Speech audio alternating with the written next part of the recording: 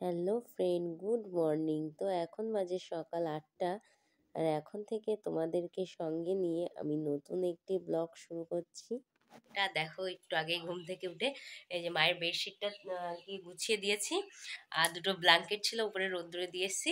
আর আমি এই যে ব্রাশ টাশ করে ফ্রেশ হয়ে নিলাম। তো এখন যাব মায়ের ওখানে। মা রান্নাঘরে রান্না অর্ধেক মনে হয় হয়েও গেছে। তোমাদের দাদাভাই অনেক আগে উঠেছে, চা খাওয়া হয়ে গেছে, আমার জন্য মা চা বানিয়ে রেখে দিয়েছে। এখন চা খাবো গিয়ে। মার এখানে দেখো ভাত করা হয়ে গেছে, এদিকে দেখো ডাল বানাচ্ছে, দেখো মা এদিকে চা দিয়ে দিয়েছে। তো বিস্কুট দিয়ে তো চা খেয়ে নিলাম। আর এখন এইদিকে দেখো, কালকে রাত্রে দুটো রুটি বেঁচে গেছিলো। তো মা বললো তুই যদি খাস তাহলে খা। তো আমি বললাম তাহলে সকালে আর ভাত খাবো না, রুটি দুটোই খেয়ে নেব।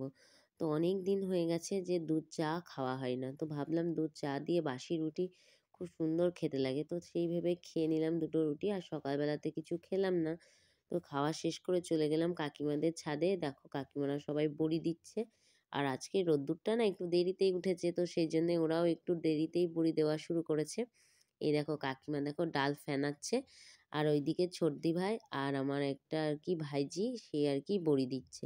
তো ছর্দি ভাইয়ের কিন্তু আর কয়েক মাস পরেই বিয়ে, তো বিয়েতে আসবো আমরা, বিয়ের সুন্দর সুন্দর ভিডিও তোমাদের সাথে শেয়ার করব। অবশ্যই ভিডিওগুলো দেখবে, ভালোই লাগবে। তো কাকিমাকে কালকে বলেছিলাম আমি বড়ি দিয়ে দেবো তোমাকে, কিন্তু আমার হঠাৎ করেই মনে পড়ে গেল পৌষ মাসে তো আমাদের বড়ি দেয় না। মানে আমার শ্বশুর বাড়িতে কিন্তু পৌষ মাসে কেউ বড়ি দেয় না, তো সেই জন্যই আমারও বড়ি বসাতে নেই। তো সেই জন্যই বললাম আমি আর বড়ি দেবো না। কিন্তু এদের বড়ি দেওয়া দেখে আমার হাত চলে যাচ্ছিল, মনে হচ্ছে কতক্ষণে একটু বড়ি দেবো। তো অনেক ছোট থেকেই আমরা বড়ি দিই। আর আগে যখন যেন পড়তে বসতাম, তবুও পাড়ার সবাই এসে মানে আমাকে আর ছর্দি ভাইকে জোর করে ডেকে নিয়ে যাবে।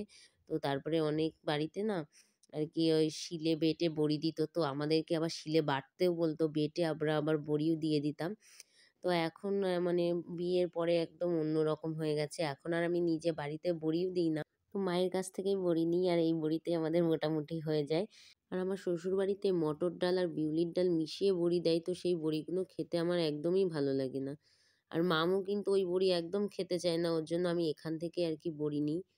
আর সকালবেলা তো আমি আগে থেকেই রুটি খেয়ে নিয়েছিলাম। এদিকে দেখলাম তোমাদের দাদাভাইকে খেতে দিয়ে দিয়েছে মা, আর মামকেও আমি খাইয়ে দিলাম সকালবেলাতে। বেশ অনেকদিন আগে মায়ের কাছে দুটো শাড়ি পাঠিয়েছিলাম যে আমি এই বাড়িতে আসলে শাড়ি দুটোর মার দেব। তো আর আসাও হয় না, আর শাড়ি দুটো মারও দেওয়া হয় না। তো ভাবলাম সামনে ছর্দি ভাইয়ের বিয়ে আছে, যদি বিয়েতে পড়ি তো সেই জন্যই ভাবলাম মার দিয়ে রাখি শাড়িতে।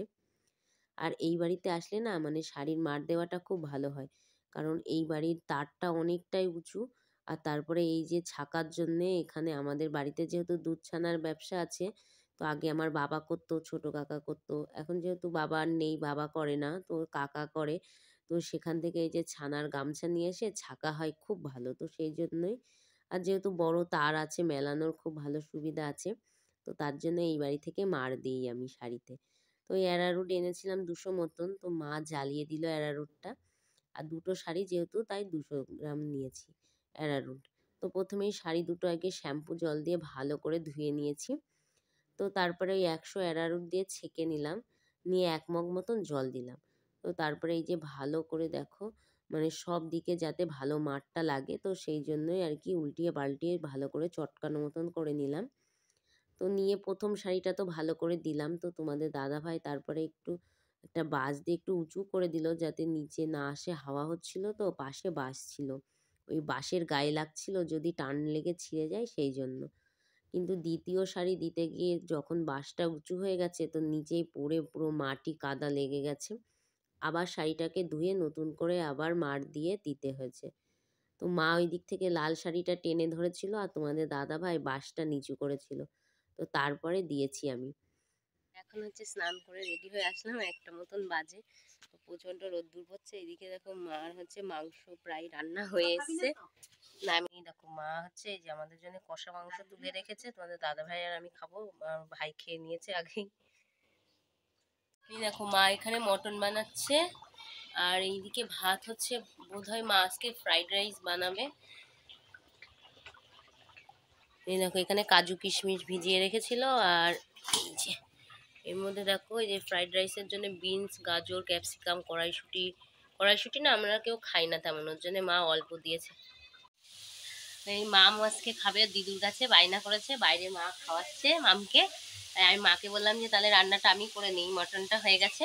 এই যে ভাতটা দেখো নামিয়ে রেখে সব থালাতে দিয়ে গেল। আগেই হচ্ছে এইদিকে কিশমিশ কাজু ভিজিয়ে রেখেছিলাম, তো সেইগুলো হচ্ছে ভেজে নিয়ে। আর এইখানে আর এখানে হচ্ছে বিনস, গাজর আর কড়াইশুঁটি দিয়ে দিয়েছি আগে, এগুলো একটু ভেজে নিয়ে। তো তারপরে দেখো এখানে ক্যাপসিকাম কাটা রয়েছে, ক্যাপসিকামটা দিয়ে লবণ দেবো, এর মধ্যে চিনি দিয়ে দেবো একবারে। ভাত হয়ে গেছিল, তো ঠান্ডা করতে দিয়েছিলাম। তারপরে সবকিছু ভাজা হয়ে গেছিল। আর এই যে দেখো যেমন বিরিয়ানি লেয়ার দেয়, প্রথমে ভাত দিয়েছি, ঘি দিয়েছি, তারপরে ভাত দিয়ে ওই যে যা লাগে আর কি, ক্যাপসিকাম বিনস ভাজা টাজা দিয়ে একটু চিনি, একটু লবণ, একটু ঘি দিয়ে দিয়েছি, আবার উপরেও ঠিক সেই রকম। তো এবার ওই যে আর কি একটু 5 মিনিট মতন দমে দিয়ে দেবো।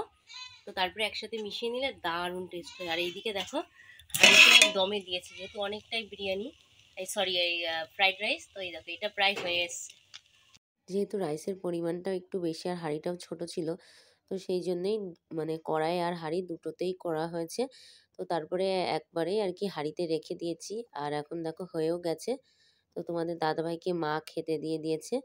তো আজকে দুপুরে হচ্ছে সিম্পল একদম মেনু, ফ্রাইড রাইস সাথে মটন কষা আর স্যালাড।